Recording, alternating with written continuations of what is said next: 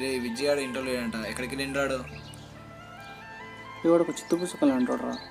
అవసరం ఉన్నప్పుడు వెతికి మీద వాడుకుంటాం. అదే అవసరం అయిపోయాక అది తడిచినా చిరిగినా అసలు అది ఉందా లేదా అని కూడా పట్టించుకోం. వాడు కూడా అలాగే రా. ఏంది మరి వాని పరిస్థితి, అలా వదిలేడు మేడం అని?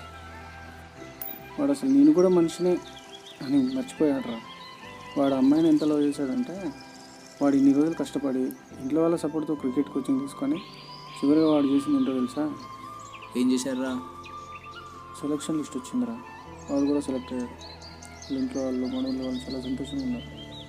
కానీ వాడు అక్కడికి వెళ్ళిపోయాడు రా. ఏడికి వెళ్తారా వాడు? వెళ్ళి వెతుకుదాం బా, ఇక్కడెక్కడ ఎందుకురా?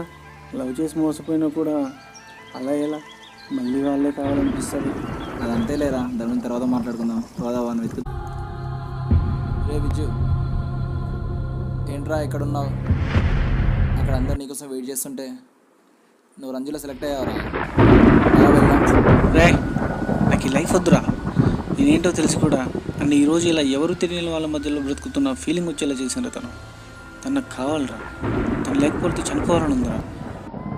చివరికి ఒకటి చెప్తాను రా, నీకు అర్థమవుతుంది అనుకుంటున్నాను. ప్రేమించడానికి చాలామంది ఉన్నారు, కానీ వారి మనసులో ఏముందో కూడా తెలియాలి కదా. అదే మన దౌర్భాగ్యం. తెలిసి తెలిసి గాయాల పాలవుతాం.